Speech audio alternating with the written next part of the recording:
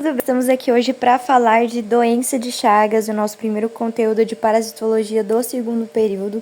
Então já vamos começar aqui sem enrolação. Bom, eu gosto de falar da historinha, né, primeiro, que eu acho muito interessante, que essa é uma doença descoberta por um cientista e um médico brasileiro. E pela primeira vez na história, um único médico conseguiu descobrir tudo sobre a doença. Naquela época, né, que foi descoberta a doença em 1909, acontecia que esse médico ele estava ali na região de Minas Gerais para conter uma infestação, né, por malária que estava acontecendo ali naquela região. Ele foi lá combater e ele acabou percebendo ali, ficando curioso com os insetinhos que viviam ali nas frestas das casas de pau a pique, que era muito comum naquela região. E ele acabou ali, né, ficando curioso e pesquisando sobre o insetinho, né, que era o barbeiro, e ele acabou descobrindo ali, né, o Trypanosoma cruzi. Aí, como eu falei na primeira vez na história, ele conseguiu descobrir qual que era o agente causador, o vetor, quais que eram os reservatórios domésticos, né, que naquela época eram principalmente os gatos, o ciclo evolutivo da doença, qual que era a sintomatologia, ele descobriu tudo, o cara era fera. E, enfim, além do nome doença de Chagas, nós podemos encontrar também na literatura o nome trypanosomiase americana. Mas é a mesma coisa, né? Essa doença ela apresenta ali uma elevada mortalidade em sua fase crônica, principalmente ali devido às deformações que ela faz no nosso coração e no nosso sistema digestivo, que são os lugares mais afetados pela fase crônica da doença de Chagas. A gente já vai falar mais sobre a fase aguda e a fase crônica daqui a pouquinho. Bom, ela é uma doença tropical, né, latino-americana principalmente. Ela é encontrada ali no sul dos Estados Unidos ao sul da Argentina, correspondendo aqui toda essa região aqui das Américas.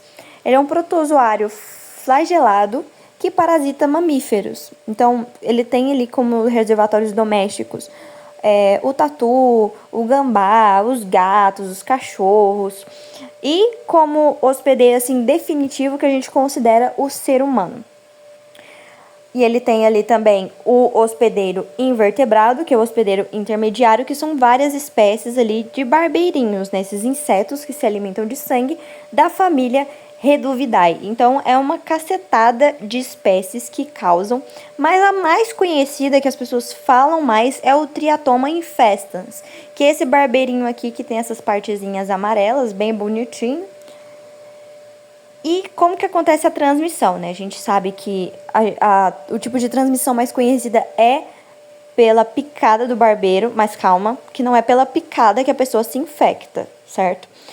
O barbeirinho, ele tem ali um sistema digestivo muito pequenininho. Então, quando ele se alimenta, ele automaticamente tem que defecar para poder ali preencher, né, a barriguinha dele. Então, quando esse barbeirinho ali que tem hábitos noturnos, ele vai para casa de uma pessoa, ele adentra e ele pica essa pessoa, ele tende ali, enquanto ele está consumindo, né, ingerindo sangue, ele tende a defecar. A pessoa ali, né, por um instinto que a gente tem, quando alguma coisa pica a gente tende a coçar. E nesse coça-coça, ela acaba levando as fezes desse barbeiro para onde aconteceu a picada, né, que tem uma pequena lesão ali na pele, e acaba se infectando com o Trypanosoma cruzi, a parte infectante, porque ele tem diversas formas de vida, 3 especificamente, e uma dessas formas ali é a forma infectante na qual ele se apresenta, mas a gente já vai falar delas agorinha. Existem outras formas de se adquirir, né, a doença, de certa forma, assim, de se infestar com essa doença. A principal delas no Brasil é pela ingestão do próprio barbeiro ou fezes do barbeiro. Por quê? Porque nós somos fãzaços de açaí, caldo de cana. E esses insetos, eles adoram, né, ficar nesse local. E eles acabam ali, né, nos processos de triturar o açaí ou triturar a cana-de-açúcar. Eles acabam sendo triturados juntos, ou suas fezes que estão ali presentes no ambiente, né, tendem a ser consumidas. E a parte ali infectante do Trypanosoma cruzi se desenvolve, principalmente ali na região do intestino da pessoa, e ela acaba se infectando com a doença de Chagas. Outras formas, né, de infecção também é pela transfusão sanguínea. haja vista que a forma infectante do Trypanosoma cruzi, ela está presente no sangue, congênita e por leite materno, então pode ser ali, né, de certa forma, uma transmissão, como é que fala? De mãe para filho, né? Já visto que o parasita ele atravessa a placenta, ele atravessa ali para poder chegar no leite materno da mãe. Alimentos contaminados com fezes, eu já falei. Acidente de laboratório, quando a pessoa está manejando ali, pesquisando o Trypanosoma cruzi. E transplante de órgãos, mesmo mecanismo da transfusão sanguínea, né? Agora, os ciclos e formas evolutivas do Trypanosoma cruzi. Ele tem 3 principais formas. Haja vista que ele também tem fases intermediárias, mas elas não são muito bem abordadas nas literaturas. Então, as principais são a mastigota, epimastigota e tripomastigota. Lembrando que a tripomastigota é a forma infectante do Trypanosoma cruzi. Para a gente aqui ver certinho como que acontece, eu vou chegar nessa imagem aqui que eu acho ela perfeita, certo? Vou explicar aqui para vocês como é que acontece o ciclo de vida do Trypanosoma cruzi, certo? Vamos começar aqui com essa frasezinha aqui do meio. O que que acontece? Uma pessoa, ela tá ali infectada já com Trypanosoma cruzi. Vamos começar com uma pessoa que já tá infectada. O barbeirinho vai ali se alimentar de sangue dessa pessoa. Ele pica essa pessoa e conforme ele vai sugando o sangue, ele vai ali ingerindo o Trypanosoma cruzi na sua forma infectante, que é tripomastigota, certo? Então, salva isso na mente. A forma infectante é a tripomastigota, encontrada na corrente sanguínea do homem. Então, beleza, ele ingeriu ali a tripomastigota. Na região do trato digestório, né, do insetinho, as tripomastigotas, elas vão ali se transformar em epimastigota. E elas vão permanecer nesse estágio até que o barbeirinho vai, pica outra pessoa e transforma ali, né, esse sangue em fezes. Nas fezes, ali no reto do barbeiro, as epimastigotas, que se multiplicaram pra caramba no estômago / intestino do barbeiro, elas vão ali se transformar no reto, certo? No reto do insetinho, em tripomastigotas, que é a forma infectante. Aí o barbeiro pica a pessoa e defeca, a pessoa puxa ali as fezes para lesão e a tripomastigota ela adentra ali na corrente sanguínea da pessoa. A tripomastigota ela vai ali invadir células em 2 estágios principalmente. No primeiro estágio, ela vai ir atrás de células fagocitárias, porque essas células elas são ali, né, de certa forma, um empecilho para elas. Se elas fizerem fagocitose, vai acabar ali matando, né, o Trypanosoma cruzi. Essas células elas são tão inteligentes que elas adentram por conta própria dentro dos fagócitos e elas formam ali uma forma mais forte, mais resistente, que é a forma de amastigota. A forma de amastigota ela não consegue ser digerida pelo fagócito, então ela começa a se reproduzir aos milhares dentro do fagócito, e depois ali que ela se multiplica o suficiente, ela faz a lise, né, do fagócito e vai infectar outras células. E aí, volta a acontecer novamente. O ser humano infectado ali é picado por outro barbeiro que até então era saudável. E aí começa o ciclo todo de novo. Então, aqui, para fixar, né? No hospedeiro invertebrado, a gente encontra a epimastigota no intestino do barbeiro. No reto, quando ele vai ali consumir o sangue de uma pessoa, a epimastigota se transforma em tripomastigota.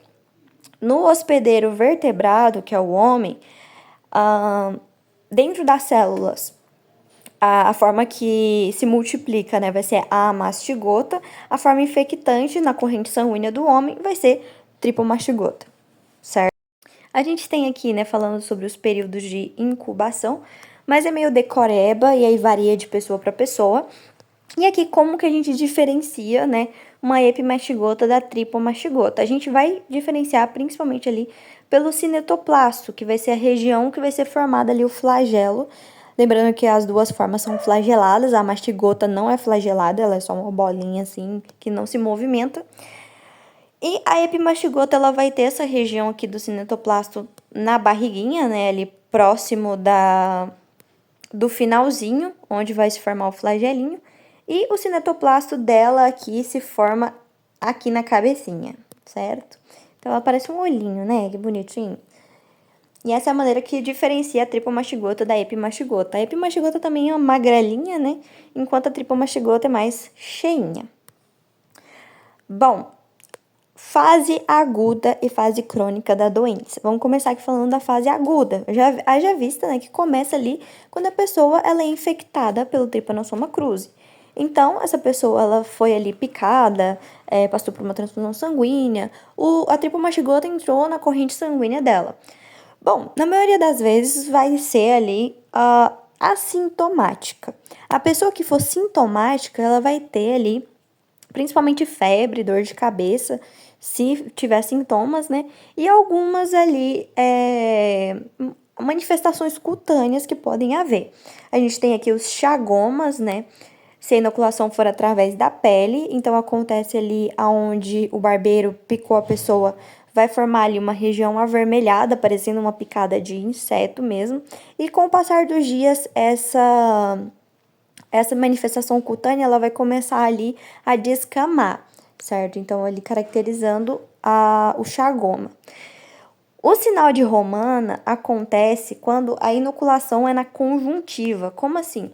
Isso acontece principalmente em pessoas que manejam, né, aqueles alimentos que eu falei. A pessoa ali triturando o açaí, triturando a cana-de-açúcar, ela pode ali não lavar a mão, né, depois que ela manuseou esses alimentos e ali tá infestado com as fezes do barbeiro e ela acabar ali passando a mão no rosto, no olho e acabar entrando ali na conjuntiva. Quando isso acontece, a gente tem ali um edema, né, na região ali do olho que foi utilizado, né, para inoculação, causando o sinal de Romana. Os demais sintomas, igual eu falei, quando é sintomático, né, que é mais raro, a pessoa tem febre, cefaleia, anorexia e astenia. A fase crônica é quando a doença ela já ali passou algum tempo que você está infestado com o Trypanosoma cruzi. Ela pode ser assintomática, que é chamada de forma indeterminada da doença. E ela pode ser ali assintomática por toda a vida da pessoa ou se tornar sintomática após 10 a 30 anos, quando a gente vai começar ali a ter os sintomas de insuficiência cardíaca, principalmente devido às deformidades que ela faz ali no coração e no trato digestório. E aí, a fase crônica, quando ela é sintomática, ela apresenta aqui a forma crônica sintomática cardíaca, a forma crônica sintomática digestiva ou a forma crônica mista. Por quê? A cardíaca, a gente vai ter ali, né, uma deformação na região do coração. Isso acontece principalmente quando a inoculação é por meio da picada do inseto, né? Ele vai estar ali na corrente sanguínea e ele vai acabar ali afetando as funções do coração. O coração vai ficar gigantosporosco, então aqui vai ter uma cardiomegalia intensa do coração, com a dilatação, né, das câmaras cardíacas, insuficiência cardíaca congestiva, né, vai ter a destruição ali das paredes do coração e a formação de tecido fibroso, então vai impedir que o coração também bata da maneira adequada. E pode haver morte súbita, mas com medicamentos antirrítmicos, né, o marca-passo, a insuficiência cardíaca tem sido a principal causa, né, de morte ali, quando a forma crônica sintomática cardíaca da pessoa aparece. A forma sintomática digestiva tem ali uma relação, né, com a cardíaca, mas está ali principalmente envolvido com as pessoas que consumiram o barbeiro, as fezes do barbeiro, então ela vai ali desenvolver um megacólon e um megaesôfago, então o sistema digestório dela vai ficar big. Então pode acontecer ali também por esse expansionamento, né, dessas cavidades, a pessoa acabar lesionando, né, alguma região ali, causar uma obstrução intestinal. Espessamento da musculatura, alteração da secreção de hormônios e fibrose difusa. Haja vista que esses esticamentos, né, vão causar lesões no sistema digestório e vai acabar ali sendo substituído por tecido fibroso que não tem a mesma função que o tecido original. O diagnóstico é feito ali na clínica, né, por observar os sintomas, então a gente vai fazer uma anamnese bem feita, vai descobrir quais que são as condições de moradia dessa pessoa, principalmente, se ela já viu algum tipo de barbeiro e etc, etc. Se na região ali que ela tá vivendo costuma ter, né, surtos de doença de Chagas.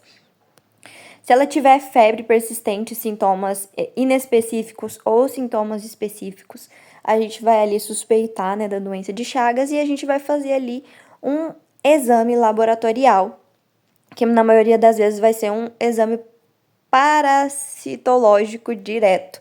É muito legal esses exames, porque eu não sei exatamente qual que é o exame aqui que eu vou citar, mas eu vi vídeos, né, e, tipo assim, pra gente descobrir se uma pessoa ela tem chagas, a gente pega um barbeirinho saudável, né, que foi ali tratado em laboratório e tal, que a gente sabe que não tem o Trypanosoma cruzi.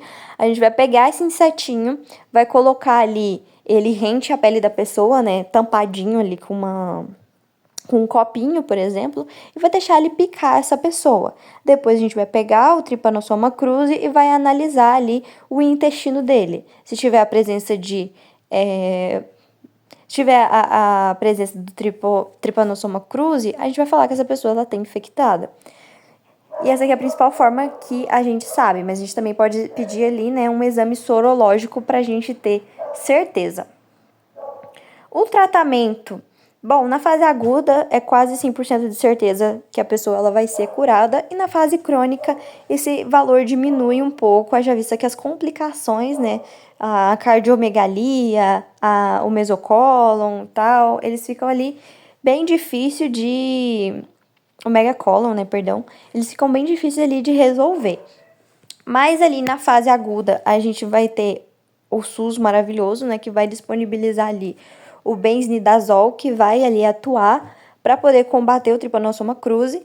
E no caso da fase crônica, a gente tem o Nifurtimox, que não é ofertado pelo SUS, então a gente provavelmente vai ter que comprar importado de algum lugar.